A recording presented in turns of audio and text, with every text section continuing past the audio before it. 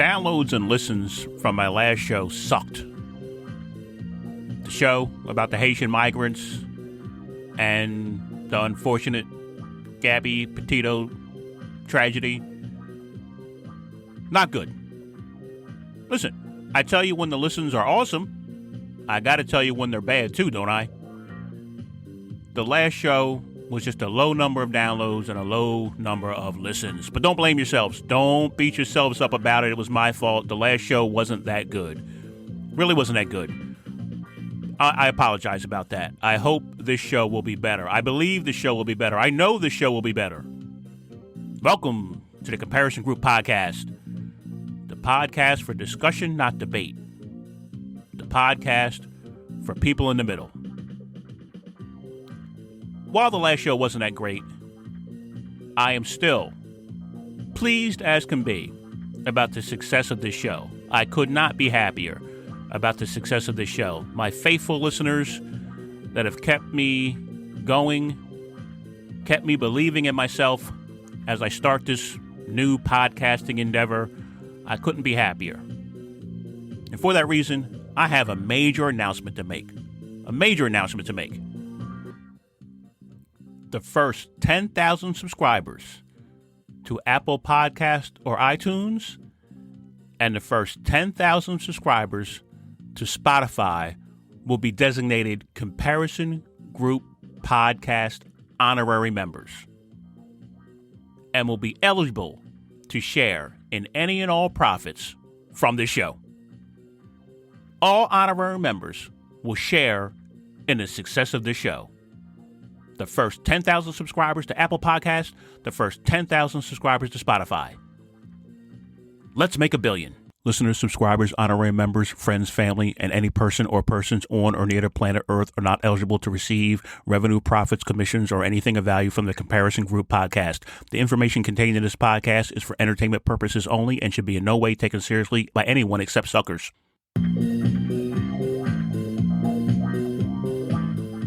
So you know what time it is. It's time for the third quarter quiz. Before I do that, let me just let you know how we're going to go here. I'm going to do the third quarter quiz. I'm going to do it a little differently this time. In the past, I've given the questions and then given the answers later, either on Twitter or in a later show. People don't seem to like that. So what I'll do is I'll give you the questions and the answers at the same time. Now, I do these quizzes so we can find out, are we learning anything from this show? Is this show worth your time? Is there a payoff? And hopefully there will be. Hopefully there'll be a couple questions here that you'll get right, and you'll say, oh yeah, I remember him talking about that. That was some good information. After the quiz, I will discuss why Joe Biden is plummeting in the polls and why the Democrats are having so much trouble competing against a Republican Party that is, let's just say, a little wacky right now. A Republican Party that's devoted to Donald Trump in every way. And yet the Democrats don't seem to be able to capitalize. I will explain to you why, in my humble opinion, I think that is. And I will give you a demonstration, a real-world demonstration of why that is. But first, let's start the third quarter Comparison Group Podcast quiz.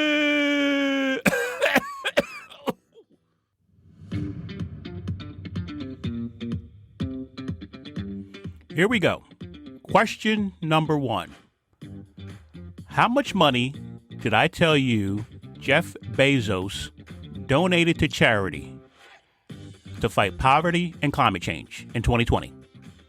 In the show Defending the Indefensible Guns Facebook Billionaires, I told you Jeff Bezos donated money to charity to fight climate change and poverty. How much money? The answer? $10 billion. Jeff Bezos donated $10 billion to charity in 2020. And still people on the left beat him up for not doing enough. Question number 2. Who did I say was the most attractive Olympian representing the great country of the United States of America at the Olympics? Who did I say was mucho caliente at the Olympics? You got it. 400-meter hurdler, gold medalist, Sydney McLaughlin. Sydney McLaughlin. My future wife when my current wife leaves me. Question number 3. What heavyweight boxing champ have I compared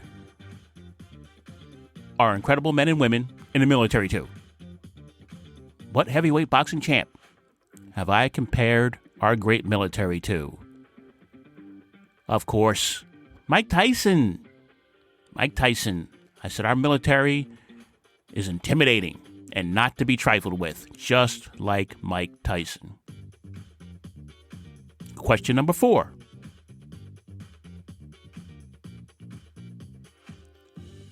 I gave you, name 3 of the 5 groups of people I said don't want to take the vaccine. I said the people who don't want to take the vaccine fall into 5 groups. Name 3 of those 5 groups. You understand the question? I said 5 groups of people. I named 5 groups of people who don't want to take the vaccine. Name 3 of them. The 5 groups are buck-toothed hillbillies, know-it-all black people, dirty hippies, spoiled, annoying adult brats, and people with legitimate concerns. Those were the 5 groups. Question number 5. This was not in my shows, but it's a good question to lead me into the next part of my show. Question number 5. What is the current top individual federal tax rate? What is the current top individual federal tax rate? The answer?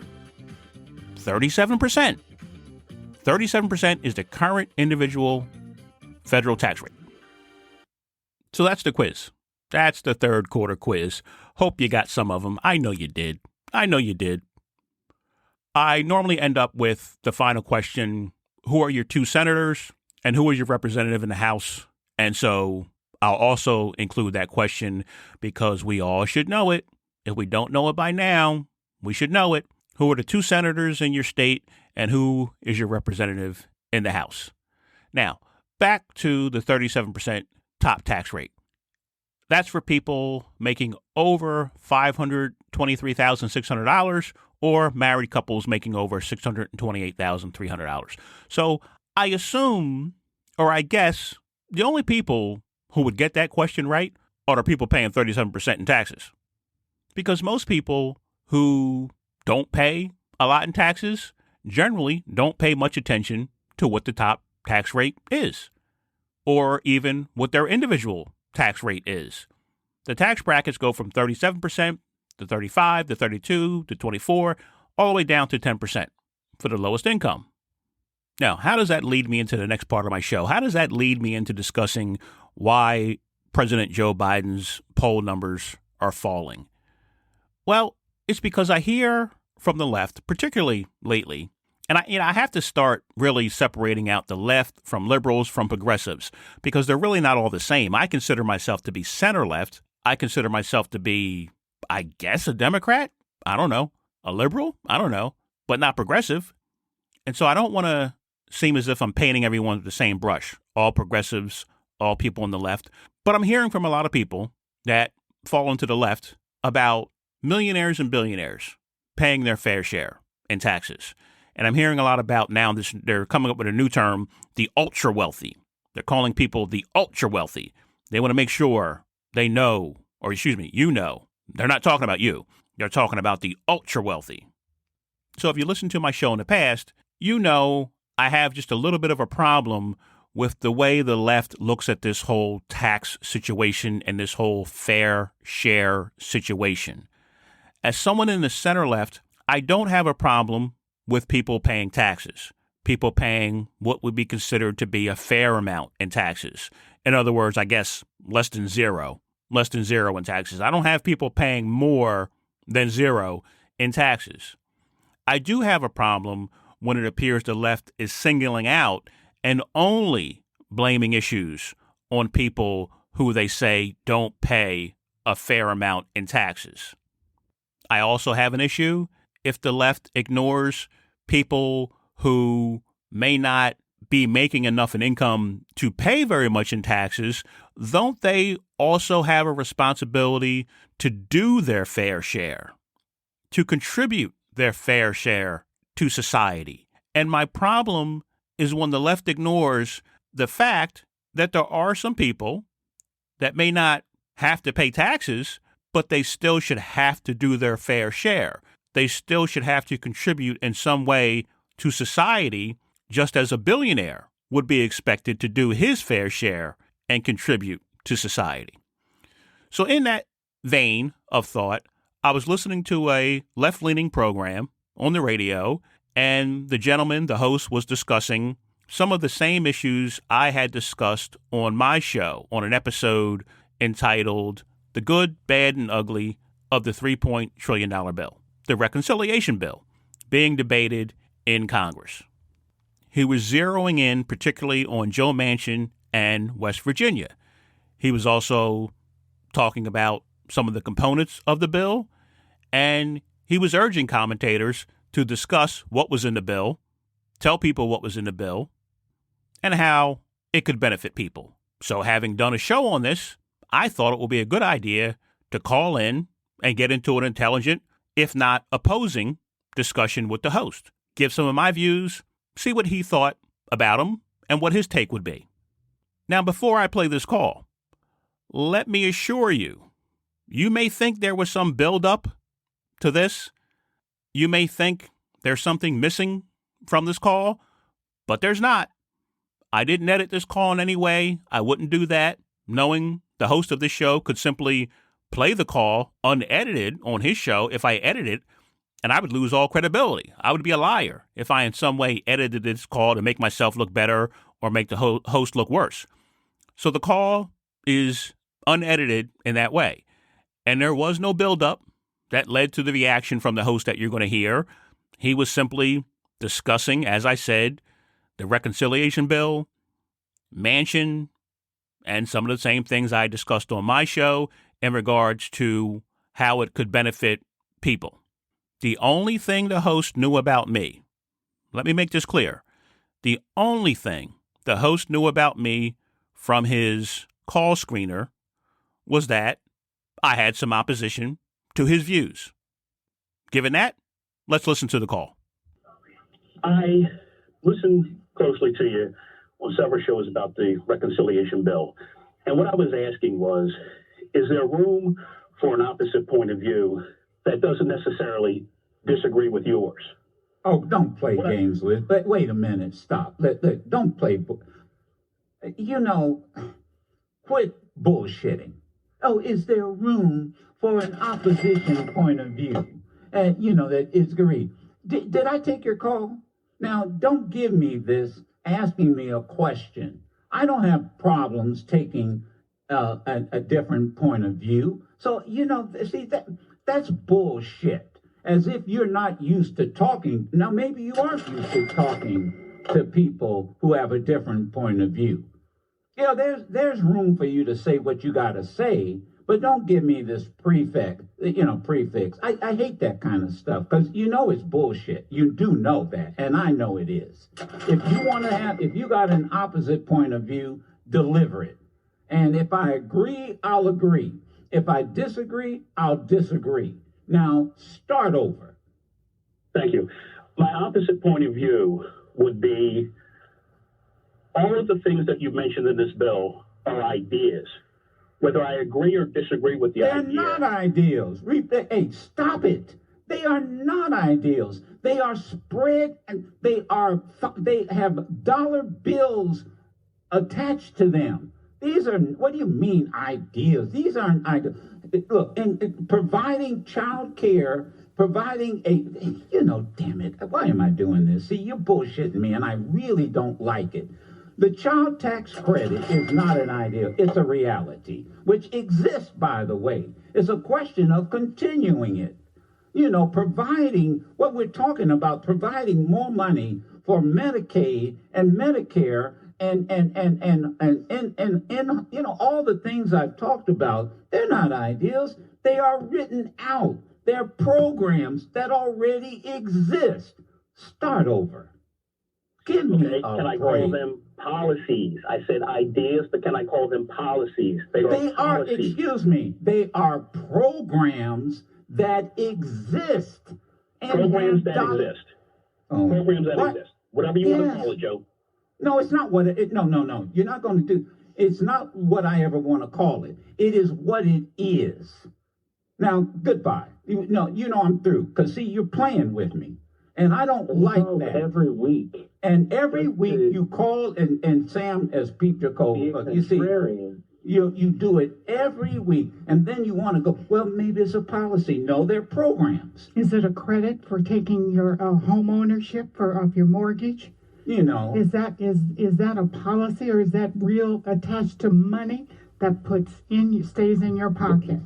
Just it's real money. You know, but I peeped your old card when you called in. Is there room for disagreement if somebody doesn't agree with you? Yeah, there's room for disagreement. And then you end up, I'm sorry, maybe they're not ideas, they're policies. No, they're programs. Well, whatever you want it to be. Goodbye. Go back to the conservative side of the radio dial. Give me a break. He's got to switch to decaf. He's got to switch to decaf. He's going to blow a blood vessel. Now, I cut it off, but I got flushed down the toilet after that call. They played a toilet flushing sound effect. Now, for a guy who cleans toilets for a living, I don't care. I don't care. Later on in his show, he referred back to me. He was still yelling about me a half hour later in the show. He later referred to me as stupid. You heard him refer to me as a conservative. Go back to the conservative end of the dial. You heard someone else in the background chime in and say, I call in every week. No, I don't. No, I don't. I have no idea who they thought I was. I have no idea what it was I said to set him off, other than I have an opposing point of view. So I ask you, people on the left, I ask you, center-left people, I ask you, progressives, how exactly do you think you are ever going to get Joe Biden's agenda through if that's how you treat people? How in the world do you think that Joe Biden is ever going to be able to deal with the Republican Party when that's how you treat people? People on the left. If someone has an opposing view, flush them down the toilet. They're stupid. If you're conservative, conservative equals stupid. But I got news for you. There are a lot of conservatives who aren't stupid. There are a lot of people on the center right that aren't stupid. There are a lot of people on the center left who would like to have a nice, lively, intelligent discussion about this $3.5 trillion bill. There are a lot of people who would like to understand why it costs so much. There are a lot of people who would like to understand how this might affect our deficit or debt. There are a lot of people who are concerned, as I said, about the execution of the federal government when it comes to these social programs. He likes the word programs.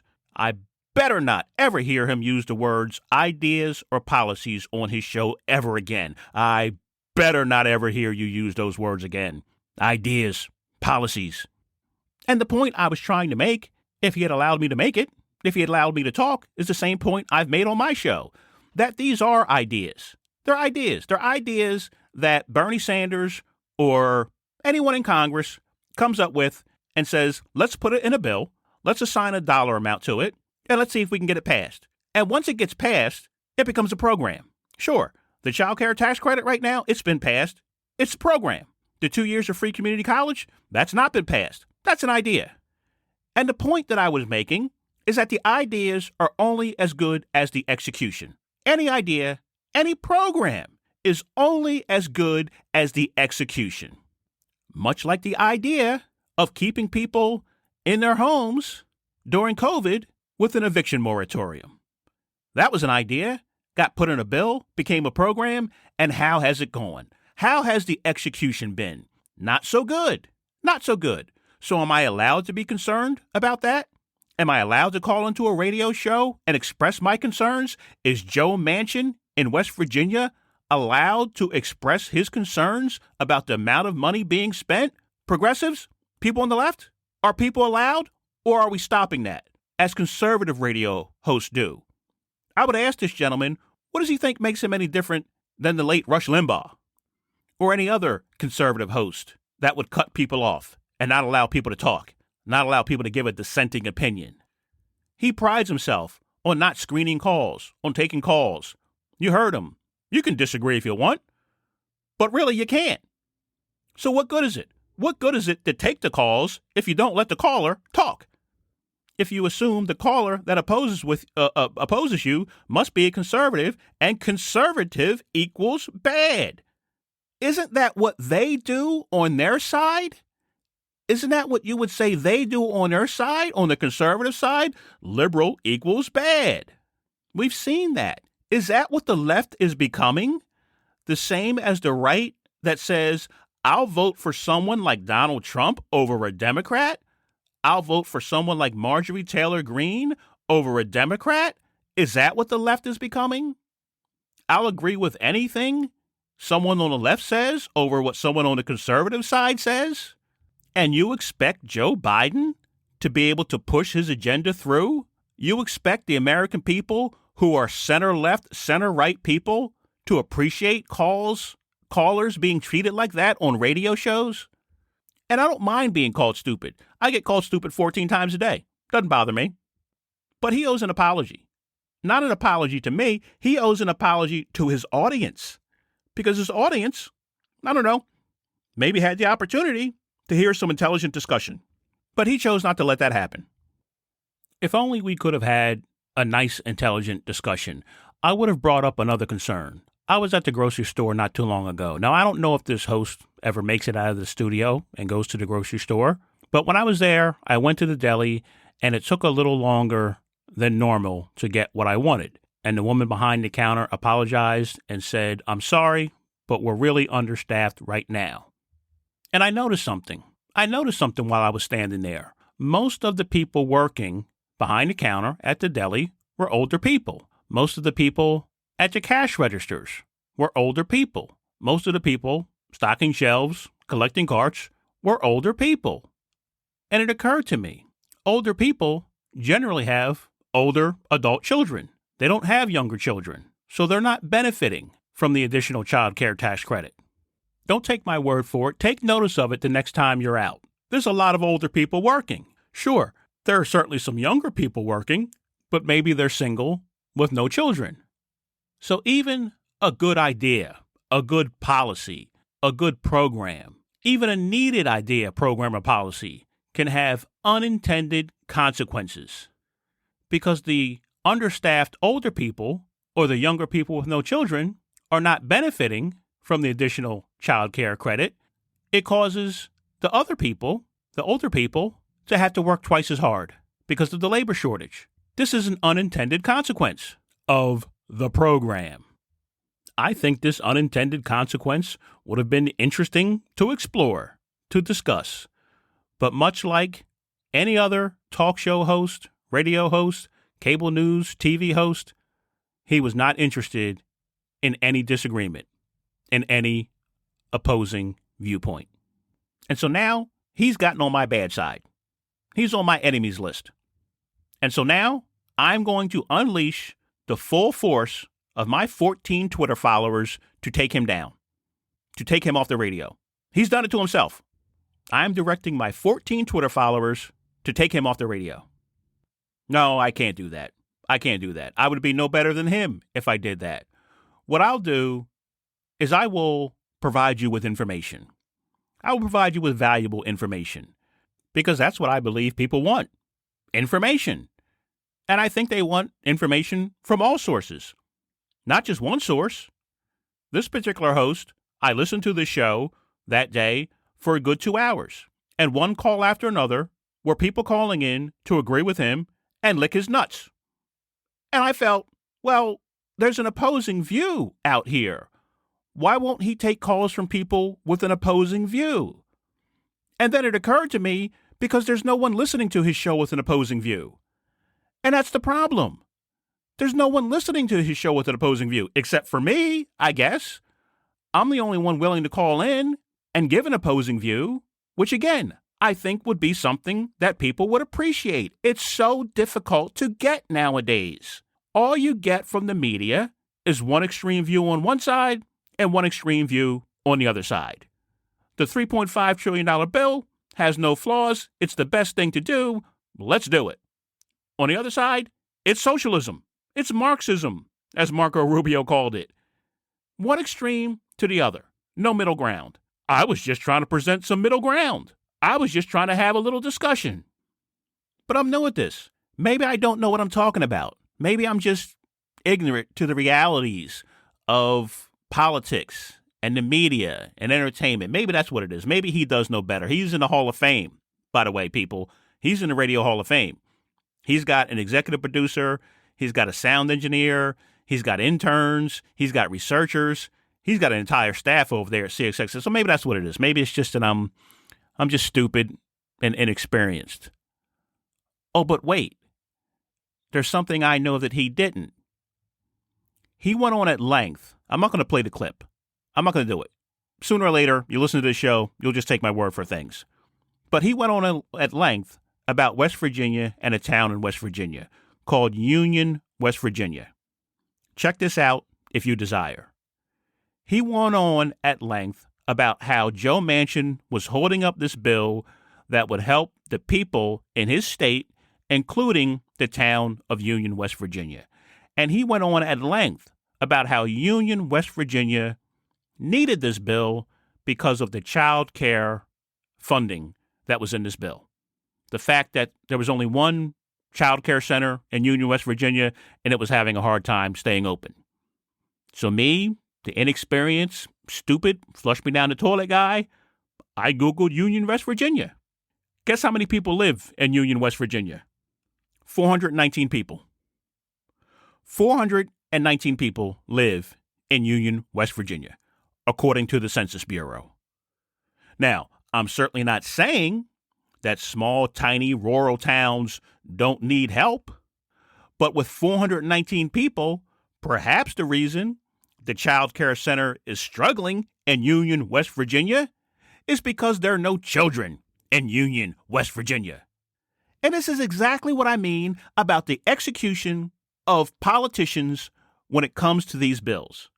Here's a radio host pushing policy, program, ideas based on a town to supplement a child care center in a town that very well may have no children at the age that require a child care center.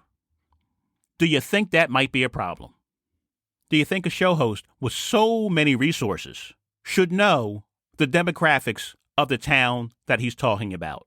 In addition to the fact that there may be no children in Union, West Virginia to go to a child care center, if you provide money so that there are children that can go to the child care center so the parents can work, what if there's no jobs in Union, West Virginia, which it appears there are not?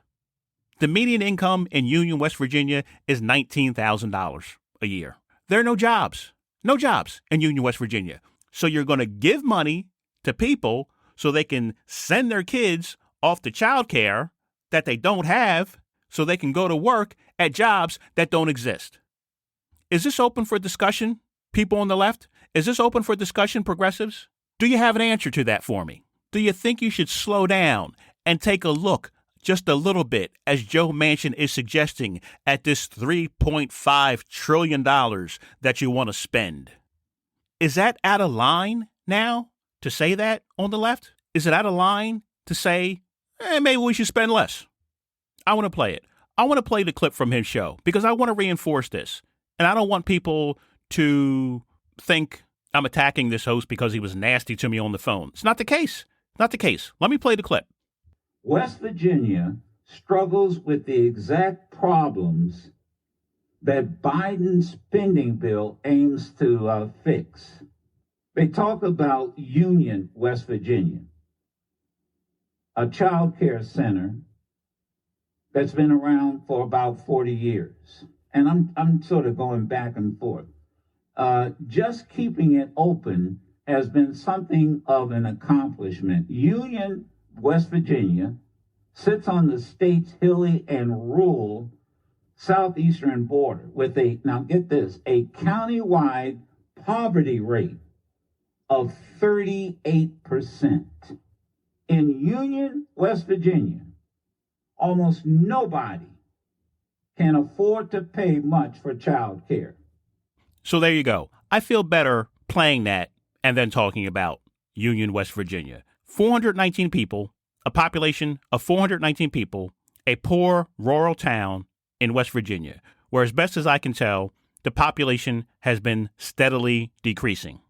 So it's a poor town, small town, that people are leaving, and the solution seems to be to pump money into it for childcare, not knowing how many children of that age live there, and then people will go to work? Go to work where? Go to work where? I assume one of the reasons the income is so low and the town is so poor is because there's no work. I assume it's because there's no work. It's not the need.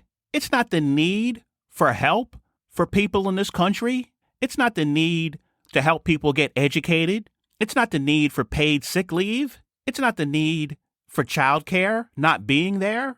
It's not the need for higher wages. It's not the need to make sure people who aren't paying taxes do pay taxes. It's the need for executing on ideas and programs to get the most bang for your buck. I dream of the day when we can get center-left, center-right politicians back in office that understand that. I dream of the day when we can get center-left, center-right media personalities back on cable news and back on the radio, so that people like me can call in without getting flushed down the toilet and called stupid. I do this show for that reason, to try and present a couple of different viewpoints, present things from all sides in a respectful way, in an entertaining way, give people something to listen to that doesn't make them pull their hair out, give something for people to listen to that doesn't just tell them what they already know, what they already think, what they already agree to. There's some words I like to use. I like to use the words, I stand corrected. I stand corrected. I know if I use the words, I stand corrected, and admit that I'm wrong to something, that means I'm not crazy. I'm not on the crazy extreme right. I'm not on the crazy extreme left. I stand corrected. I like to use those words. Not all the time. I don't want to always be told I'm wrong, but occasionally, if I'm told I'm wrong, and I am wrong, that means I just learned something. I just learned something. Isn't that nice? That's why I do the show. Hopefully, people will learn something that they didn't know, and they'll say, oh, I stand corrected on that. I didn't look at it that way. If we don't have that, if we don't have shows like that, shows in the middle, then people will have no choice to go to the extremes. Only shows on the extreme left or shows on the extreme right. And I got news for you people on the left. You will never win in the battle with the extreme right. No one does extreme like the people on the right. I played you a clip on this show before where a guy on the right said, they're coming to your door to force you to take the vaccine. Next, they'll be coming to your door to take your guns and your Bibles. I played you a clip on this show from a guy who said the vaccines are getting in the way of natural selection. There's supposed to be natural selection where a disease comes along and just wipes out part of the population, and vaccines are getting in the way of that. I played you that clip. A guy said it. In California, they just had a recall election where one of the leading candidates on the right was a guy by the name of Larry Elder, who has said in the past that white people deserve reparations because they lost property, the property being slaves. Said that out loud. It's on tape. White people deserve reparations because of the property they lost, slaves. People on the left, you think you can compete with that extremism? You can't. So don't go extreme. Don't try and go extreme. You can't compete with it. It's about winning elections. It's about Joe Biden keeping a high enough approval rating so that you win the midterm elections.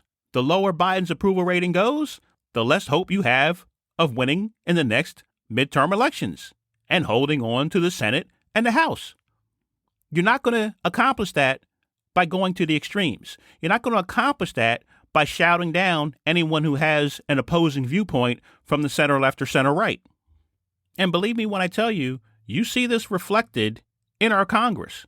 The more extreme the media becomes, the more extreme people become, the more extreme our politicians become, which is why we have so few center left, center right politicians left in office. The best we have is this problem solvers caucus. Always hear about this problem solvers caucus. They're supposed to be people in the middle. Well, when's the last time they solved the problem? You can't just run around calling yourself something that you haven't done in a million years. The New York Jets can't call themselves Super Bowl champions because they won the Super Bowl back in 1906. You need a reminder, my left-leaning friends. You need a reminder of what a president is supposed to sound like. Not a president who gives in to Bernie Sanders, Elizabeth Warren, and Alexandria, I hide my Amazon deliveries in the bushes, Ocasio-Cortez.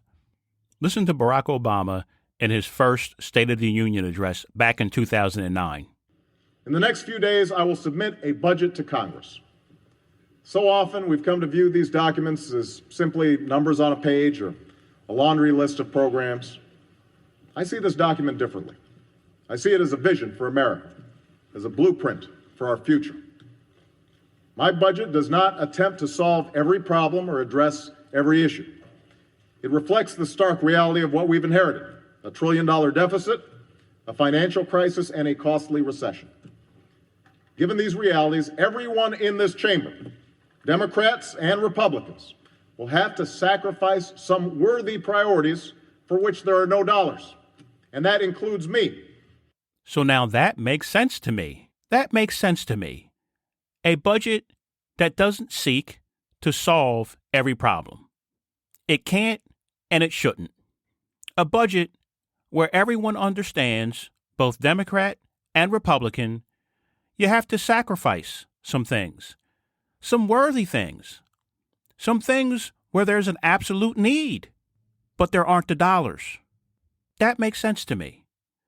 But Joe Biden, I believe, is being pushed by Bernie Sanders and progressives away from those ideals of sacrifice and compromise and getting things done, the way Obama did. He went on later on in his speech to talk about the ideas, the programs he wanted to put in place, reforming health care. He did it. 20 million people got health care because of the Affordable Care Act. Saving the auto industry. He did it. Improving high school dropout rates. He did it. Vastly expanding renewable energy. He did it.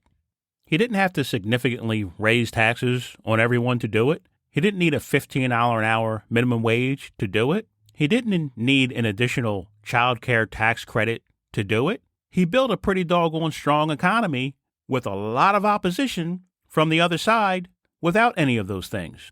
So if Joe Biden doesn't want to see his poll numbers continue to sink and the Democrats want to hold on to Congress, they better start acting a little more Obama and a little less Trump.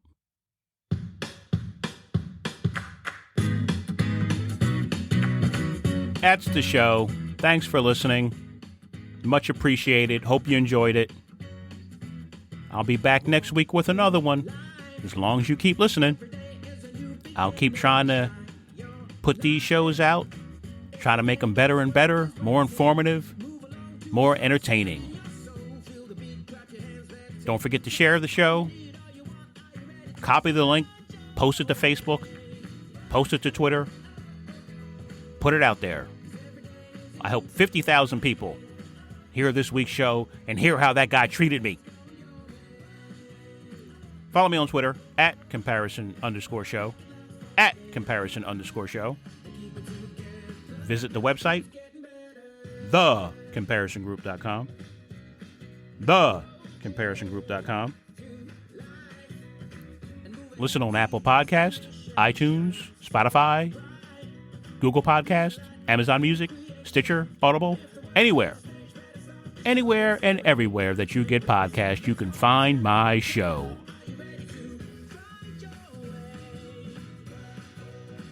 Once again, thanks for listening. It's always much appreciated. I know it's an investment in time, and so I don't want you to ever think that I'm not trying to put the best show out there for you that I can put out there and entertain you in the best way I know how. Thanks a lot. I'll see you next time.